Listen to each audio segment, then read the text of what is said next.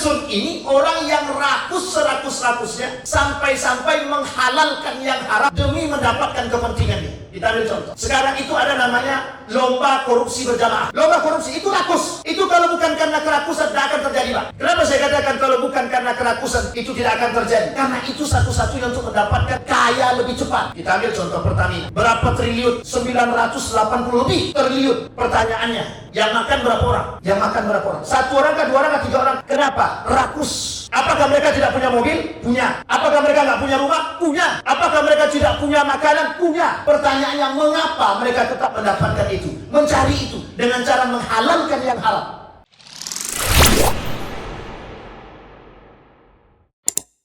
Kata baginda Nabi Muhammad SAW, dua serigala dikirimkan kepada mereka ghanamun, seperti kambing, tidak lebih berbahaya ketika manusia yang memiliki sifat lebih daripada itu. Kata Nabi, ma'zibani arsala fi ghanamin bi afsadalah. Ketika dua serigala disampaikan atau dikirim kepada seekor kambing, seekor domba, itu sangat berbahaya bagi kambing tersebut atau domba tersebut.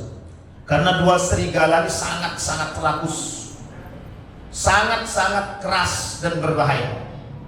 Tapi itu tidak lebih berbahaya ketika manusia memiliki sifat hirsun. Kata Nabi, hirsun.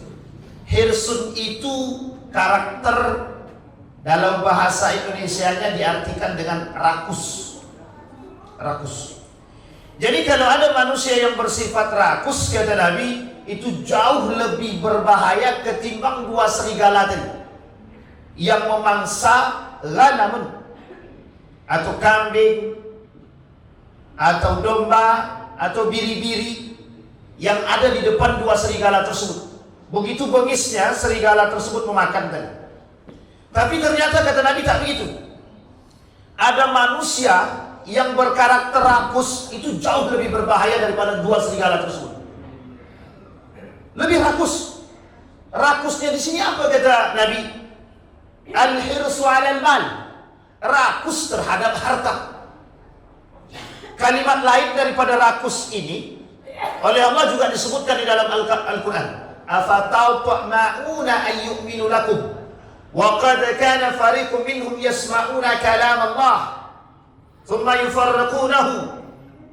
Ada kalimat lain yang Allah sebut dalam Al-Quran karakter rakus itu. Namanya tomak. Tomak. Apa arti tomak itu? Tamak. Tamak dalam bahasa Arab tomak, artinya rakus. Dalam bahasa Arab yang lain, rakus itu juga diartikan hirsun. Sekarang pertanyaannya, apa perbedaan antara hirsun dengan tomak? Kata para ulama, al-hirsu asyaddu minat tamak. Karakter rakus yang menggunakan kalimat hirsun itu lebih berbahaya daripada tamak itu sendiri. Lebih berbahaya daripada tamak itu sendiri. Ada orang tamak, rakus dia, maka ada yang lebih rakus daripada dia itu lagi. Inilah yang disebut dengan hirsun. Sehingga kata Nabi, itu berbahaya bagi diri dia dan agama dia. Wasyarafu lidini. Bukan menjadikan sesuatu yang mulia bagi agama. Bapak Ibu sekalian yang berbahagia, kenapa poin ini kita angkat? Karena mohon maaf Bapak Ibu, di bulan suci Ramadan, karakter yang nampak di bulan suci Ramadan, Bapak Ibu boleh lihat. Aslinya Ramadan itu di mana? Bukan di masjid, di pasar Ramadan.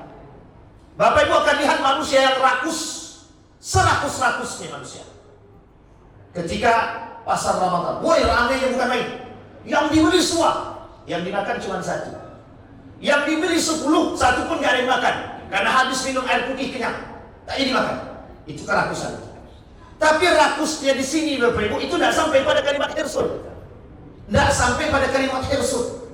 Rakusnya orang pada makanan itu tidak sampai pada kalimat hirsud, hanya sampai pada kalimat tamak. Tamak ini juga diartikan dalam bahasa Indonesia tamak. Bapak Ibu tahu tamak ya? Arti tamak itu juga diartikan pelit, sampilia. Tahu Bapak Ibu sampilia? Saking pelitnya itu disebut dengan tamak. Maka Bapak Ibu, kalimat tamak ini juga disandarkan pada karakter. Makna tamak bukan hanya rakus, bukan hanya pelit. Karakter yang buruk, su'ul akhlak. Su'ul akhlak. Orang yang tamak itu mesti orangnya pelit. Orang yang tamak mesti orangnya rakus. Orang yang tamak mesti akan menghalalkan yang haram. Karakter ketiga. Jadi Bapak Ibu ingin saya sampaikan, orang yang tamak saja itu akan memiliki 3 karakter, bahkan bisa 4 karakter. Karakter pertama bagi orang yang tamak itu adalah rakus sifatnya. Yang kedua mesti pelit, karena bahasa Indonesia tamak itu arti pelit. Yang ketiga itu mesti orangnya hubbud dunia, cinta dunia, menghalalkan segala sesuatu untuk mendapatkan. Kita ambil contoh satu cerita. Di masa Harun al-Rashid, Khalifah Harun al-Rashid, ada seorang pemuda, kaya pemudanya, mampu dia. Tapi ketika dia berjalan ke pasar, dia pengen mencari atau mendapatkan pendapatan dengan cara yang mudah. Dibuatlah pakaian yang lusuh, selusuh-lusuhnya. Sehingga ketika berpakaian dengan yang lusuh ini, dianggaplah diri dia musafir dari rumah dia menuju pasar. Sampai di pasar dia minta, "Pak, tolong Pak, saya belum makan 2 hari. Nanti kita lihat karakter ini. Saya belum makan 2 hari." Mengharapkan belas kasihan manusia. Akhirnya manusia datang, memberi, dikasih bantuan, dikasih dan lain sebagainya. Dipungutnya barang-barang yang lain yang tidak bermanfaat, dianggap sebagai bentuk bahwa dia ini orang tak mampu. Biar orang lain sadar bahwa dia ini tak mampu, dan orang datang memberikan belas kasihan dengan bantuan, baik beras dan lain sebagainya. Satu ketika dia melihat, berpikir dia, kalau saya mengutip barang-barang tak berharga, memang orang akan lihat saya tak mampu. Kita datang, orang memberikan bantuan. Besoknya dia rubah modelnya. Sekarang bagaimana kalau saya mengemis? Pemuda tersebut mengemis dia. Dibuatnya bajunya sekoyak mungkin. Dia keliling dia dari satu pasar ke pasar yang lain. Ketika pulang dari pasar, apa kata dia? Mengemis aja bisa dapat segini banyaknya, ngapain harus kerja? Ini penting untuk dipahami. Ini karakter. Akhirnya apa terjadi? Sampai di satu desa yang terkenal dengan desa kedermawanan atau desa dermawan pada masa Khalifah Harun al-Rashid. Banyak dia dapat emas di situ, banyak dia dapat uang di situ, banyak dia dapat nukut di situ, mal, bantuan yang lain, pakaian dan lain sebagainya. Dibawanya pulang. Ketika dibawa pulang, keluar dari rumah sudah berpakaian yang megah, dirubah penampilan dia. Satu ketika ada seorang pemuda yang lain mengintip, siapa pemuda pengemis ini? Gak pernah kami lihat. Ternyata pemuda ini punya rumah yang megah, rumah yang bagus, rumah yang mewah, punya kuda, punya onta. Satu ketika Khalifah Harun al-Rashid terdengar ada kampung yang disebut dengan dermawan. Pergi tuh Khalifah Harun al-Rashid. Di tengah perjalanan, karena ada rasa sakit, entah itu lapar ataupun haus, pingsan. Sampai di kampung dermawan dia pingsan. Ketika sampai di kampung dermawan, di situ kemudian Khalifah Harun al-Rashid sampai ke rumah orang yang tadi, yang pura-pura miskin tadi, mengemis dia. Akhir dia minta apa? Orang miskin itu tidak mau apa, kata orang miskin tadi, yang pura-pura miskin tadi, pergi. Tidak layak aku minta di sini, aku tak mau, tamak. Karakter dia yang kedua nampak, selain daripada pengemis tadi, dia tamak. Tidak mau dikasih. Padahal selama ini dia mengemis dikasih orang. Tapi ketika orang lain datang meminta untuk bantuan, bukan mengemis, hanya untuk melepaskan dahaga, tidak dikasih. Singkat cerita Bapak Ibu sekalian yang berbahagia, pergi Khalifah ini sampai ke kampung dermawan tadi, kemudian bertemu dengan masyarakat sekitar. Sehingga kemudian masyarakat bercerita, ada satu daerah, satu rumah yang ternyata ada orang yang mengemis tapi pura-pura miskin. Akhir cerita, dimiskinkan oleh Khalifah Harun al-Rasyid. Ini karakter. Karakter ini Bapak Ibu hari ini karakter pengemis, karakter pelit, karakter rakus, karakter ini itu sekarang mendarah daging. Kenapa saya katakan mendarah daging? Banyak orang yang pengen kaya instan. Dengan cara apa? Mengemis. Tapi mengemisnya modern. Tidak mengemis datang dari jalan ke jalan. Tapi mengemisnya dengan gaya yang modern. Mengemis kepada pemerintah, mengemis kepada para pejabat, mengemis kepada manusia untuk mengharapkan bantuan dan belas kasihan. Bukan mereka tak mampu, tapi merendahkan. Sehingga mohon maaf, yang lebih berbahaya dari itu ada. Bukan tomat, tapi hirsun. Hirsun ini orang yang rakus serakus-rakusnya sampai-sampai menghalalkan yang haram demi mendapatkan kepentingannya. Kita ambil contoh. Ini penting untuk kita sampaikan. Sekarang itu ada namanya lomba korupsi berjamaah. Lomba korupsi itu rakus. Itu kalau bukan karena kerakusan tidak akan terjadi, Pak. Kalau bukan karena kerakusan tidak akan terjadi. Kenapa saya katakan kalau bukan karena kerakusan itu tidak akan terjadi? Karena itu satu-satunya untuk mendapatkan kaya lebih cepat. Kita ambil contoh Pertamina. Berapa triliun? 980 lebih triliun. Pertanyaannya, yang makan berapa orang? Yang makan berapa orang? 1 orang kah, 2 orang kah, 3 orang kah? Kenapa? Rakus. Apakah mereka tidak punya mobil? Punya. Apakah mereka nggak punya rumah? Punya. Apakah mereka tidak punya makanan? Punya. Pertanyaannya, mengapa mereka tetap mendapatkan itu? Mencari itu dengan cara menghalalkan yang halal. Rakus. Ini yang disebut oleh Nabi. Yang disebut oleh Nabi. Wal hirsu asyaddu bih.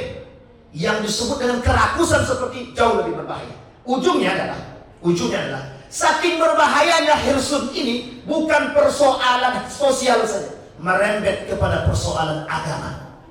Merembet kepada persoalan agama. Apa itu? Menghalalkan yang haram dan mengharamkan yang halal. Bayangkan Bapak Ibu sekalian yang berbahaya. Dampak kerakusan itu sangat berbahaya. Kenapa kok berbahaya, Pak Ustaz? Karena karakter rakus itu hubbud dunya. Apa kata Nabi dalam hadis yang lain? Hubbud dunya ra'su kulli khati'atin. Cinta terhadap dunia itu sumber masalah. Sumber masalah itu apa? Ya cinta dunia.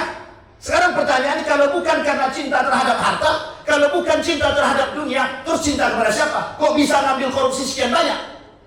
Coba bayangkan. Ada orang yang mempagar laut.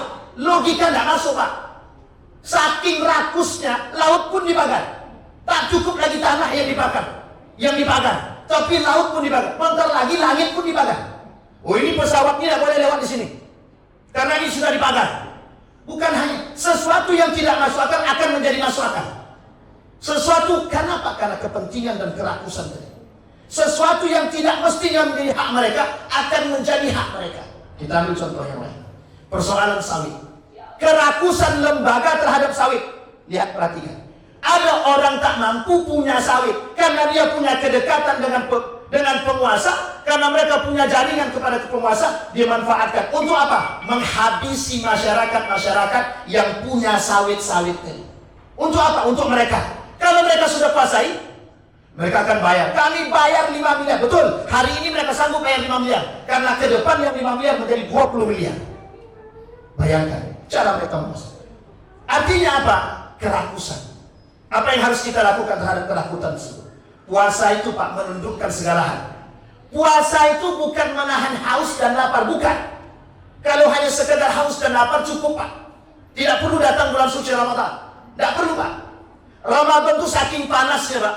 Karakter atau ciri khas Ramadan itu panas. Itu ciri karakter Ramadan. Dalam kitab Taqriratus Sadiyah dikatakan karakter Ramadan itu panas. Dulu saking panasnya Ramadan itu, dijemur hari ini, pagi ini kita jemur 5 menit kemudian sudah kering. Saya pernah 2012 di Mekah, Pak. 2012 di Mekah dan bulan puasa. Saya jemur baju 5 menit kering. 5 menit kering. Coba bayangkan saking panasnya. Itu karakter. Satu hal. Kondisi kita menahan haus dan lapar dengan panas yang sedemikian. Berbuka puasanya jam 8. Kemudian sahurnya terakhir jam 5. Buka puasa baru jam 8 malam. Ini tidak seberapa dibandingkan dengan negara yang lain yang hanya berbuka 4 jam. Berbuka hanya 4. Apa poin intinya daripada Ramadan? Dalam kondisi yang sekian banyak panasnya dan lain sebagainya, kita disuruh menahan haus dan lapar. Satu. Tapi ternyata bukan itu poin inti. Bukan itu kata para ulama. Kata Imam Nawawi, Ramadan itu menahan hawa nafsu. Menundukkan. Orang yang berhasil menundukkan hawa nafsu, orang yang berhasil menundukkan hawa nafsu selama 1 bulan penuh, dia akan terbiasa menundukkan nafsunya di luar bulan suci Ramadan. Kita ambil contoh.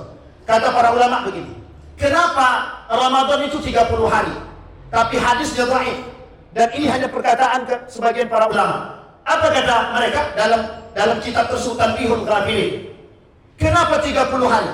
Karena Nabi Adam memakan buah khuldi yang haram oleh Allah untuk dimakan, membersihkannya paling lama 30 hari. Membersihkannya paling lama 30 hari. Jadi siapapun yang makan yang haram, bersihkan di bulan suci Ramadan dengan berpuasa. Coba bayangkan. Dan siapapun yang pernah mengambil hak yang haram, melatih diri di bulan Ramadan untuk tidak mengambil yang haram. Kira-kira yang mereka buat itu kira-kira haram apa tidak? Korupsi haram apa tidak? Menyerobot barang orang haram apa tidak? Mengambil hak orang tanpa izin haram apa tidak? Dan lain sebagainya. Keharaman yang dilakukan. Artinya apa?